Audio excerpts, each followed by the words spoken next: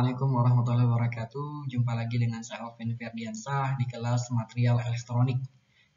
Apa kabar semuanya? Semoga semuanya dalam keadaan sehat selalu dan tetap semangat belajar. Nah, sekarang kita sampai di topik tentang band teori sebagaimana yang telah kita rencanakan di pekan sebelumnya. Nah, band teori ini sebagai informasi telah banyak mendapat feedback dari berbagai mahasiswa ya, teman-teman senior-senior dari tahun-tahun sebelumnya mengatakan bahwa Pak, band teori ini lumayan susah Pak, gitu kan, karena kita tidak bisa mengenali tentang band gap itu gimana sih, bagaimana band teori itu terbentuk. Dan kalau kita ditanya tentang konduktor, isolator, semikonduktor, ya jawabannya hanya dalam sebatas material itu mampu mengalirkan arus listrik atau tidak. Tapi kita belum bisa membahas dari segi apa yang terjadi secara atomik atau secara molekular sehingga kita bisa memahami pembagian menjadi 3 kelas tersebut. Mudah-mudahan dengan pertemuan hari ini bisa membawa sedikit wawasan, bisa memberikan sedikit informasi sehingga kita bisa memperjelas untuk menentukan material ini termasuk konduktor, isolator, atau semikonduktor. Ketika kita melihat sebuah tabel periodik, biasanya kita memiliki kecenderungan untuk membagi material menjadi 3 golongan atau 3 kelompok besar, yaitu logam, non-logam, dan semi-logam. Tentu kelompok yang paling mayoritas adalah golongan logam, kemudian non-logam, kemudian dilanjutkan dengan semi-logam. Nah, tentu kita akan bertanya, apa sih yang membuat sebuah material tersebut digolongkan menjadi logam, non-logam, dan semi-logam? Dan apa yang berlaku atau apa yang dilakukan oleh elektron sehingga menentukan konduktivitas dari sebuah material tersebut? Tentu kita tahu, logam adalah sangat konduktif. Namun sekarang kita memiliki sebuah tabel periodik yang terdiri dari berbagai macam zat, berbagai macam elemen, berbagai macam unsur, dan bahkan di golongan logam sendiri pun memiliki berbagai macam konduktivitas yang berbeda-beda. Kita ambil contoh misalkan besi dan emas. Kita tahu bahwa emas lebih konduktif ketimbang besi. Sedangkan di bagian isolator kita hampir mengetahui bahwa semuanya tidak menghantarkan arus listrik sama sekali. Dan pertanyaannya bagaimana dengan semilogam? Dalam semilogam kita ambil contoh misalkan germanium dan silikon. Keduanya dalam keadaan tertentu, dalam kondisi yang pas, bisa menghantarkan arus listrik. Maka di pertemuan kali ini kita akan membahas band teori yang kalau diterjemahkan ke dalam bahasa Indonesia agak lucu namanya teori pita. Semoga dengan membahas band teori ini kita bisa lebih mudah memahami apakah material tersebut kita golongkan menjadi logam, non-logam, atau semilogam.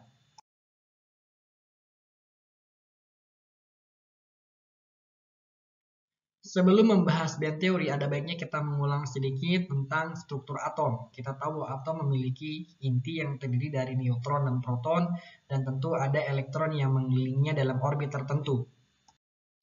Oke, kita ambil natrium. Dalam keadaan netral, natrium memiliki 11 proton dan 11 elektron, di mana elektron ini akan mengisi kulit-kulit tertentu dengan aturan tertentu. Tentu kita masih ingat aturan 1s, 2s, 2p, dan seterusnya.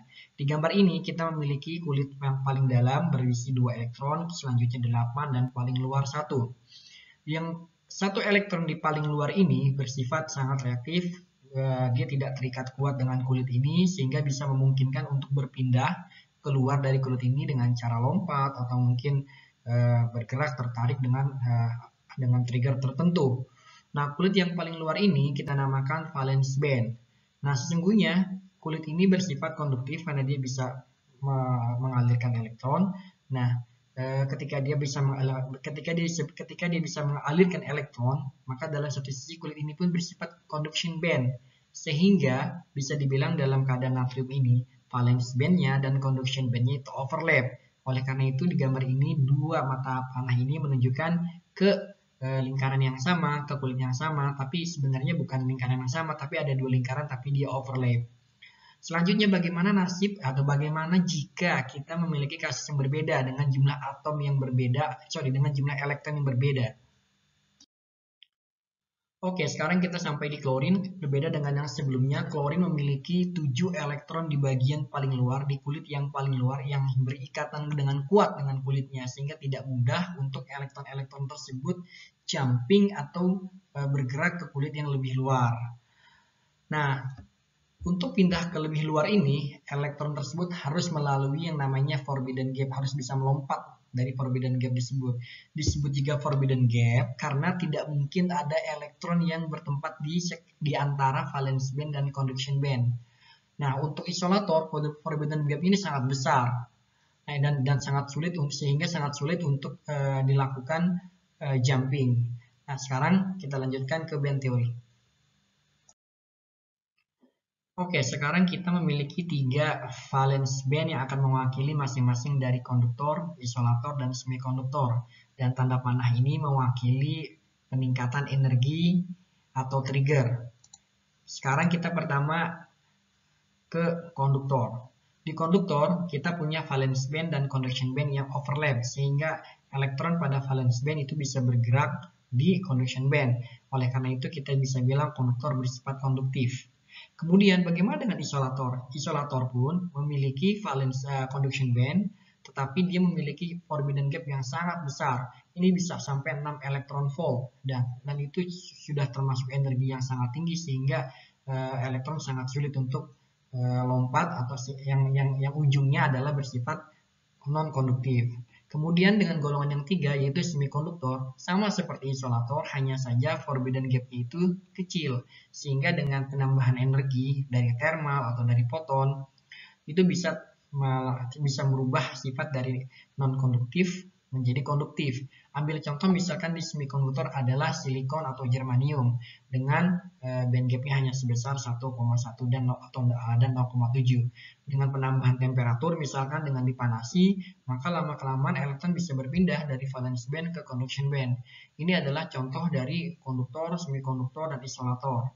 Jadi di konduktor tidak butuh energi, tidak butuh trigger, elektron bisa mengalir. Di isolator itu butuh energi yang sangat besar sehingga elektron baru bisa mengalir. Adapun di semikonduktor itu butuh energi tidak sebesar isolator. Dengan trigger tertentu, bisa dari foton, bisa dari thermal, elektron bisa mengalir. Oke, ini adalah slide andalan atau slide terakhir, slide paling diharapkan untuk memberikan penjelasan atau pemahaman yang lebih menyeluruh. Nah, anggap saya memiliki sebuah plat logam yang berwarna kuning atau orange ini. Nah, logam-logam plat tersebut saya beri lubang, ada yang besar, ada yang sedang, ada yang kecil. Kemudian ada garis imajiner di situ, yaitu bagian di bawah garis imajiner tidak memiliki lubang sama sekali. Yang memiliki lubang itu mewakili valence band, sedangkan yang tidak memiliki lubang itu mewakili conduction bands, di mana diharapkan ini adalah merepresentasikan ketika ada kelereng, yang dimana kelereng bisa dilihat teman-teman di sebelah kanan, kelereng ini mewakili elektron. Nah, jadi kelereng ini kalau ada di bagian conduction band dia akan bebas bergerak. Nah, sedangkan di valence band dia akan terikat pada lubang tertentu sehingga butuh guncangan tertentu dari plat tersebut baru dia bisa bergerak. Nah, jarak lubang ke garis conduction band dari mulai lubang yang besar, lubang yang sedang, lubang yang kecil itu mewakili forbidden gap-nya. Jadi untuk lubang yang besar tentu forbidden gap-nya lebih besar, tentu butuh guncangan lebih besar sehingga kelereng bisa bergerak keluar dari lubang. Yang menengah tentu forbidden gap-nya juga menengah, maka nanti akan merepresentasikan dari gangguan atau guncangan yang lebih kecil. Sedangkan lubang yang paling kecil itu makin dekat ke conduction band sehingga dengan energi kecil saja dia bisa bergerak kelerengnya. Oke, kita lanjut simulasinya.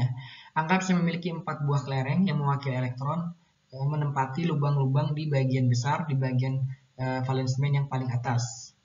Nah, kalau jika bisa dilihat, bisa diperkirakan elektron tersebut akan stabil di lubang tersebut, sehingga ketika plat digoyang-goyang, si kelereng tersebut tidak akan jatuh, tidak akan berpindah tempat ke lubang yang menengah atau lubang yang kecil. Nah, sekarang kita punya elektron atau kelereng di bagian yang lubang yang menengah. Dengan luas permukaan yang lebih kecil, tentu jika digoyang-goyang, bagian yang kedua ini akan bisa bergerak, kelerengnya akan berpindah, akan bisa bergerak ke sana kemari.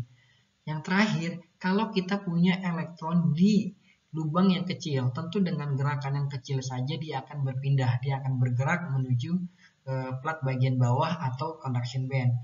Nah, simulasi ini mewakili dari semikonduktor dan isolator. Boleh kita bilang yang isolator misalkan adalah lubang atau kelereng yang berada pada lubang yang besar, sehingga butuh energi yang besar agar kelereng tersebut keluar dari lubangnya, yang mana kita itu mewakili adalah besarnya forbidden gap.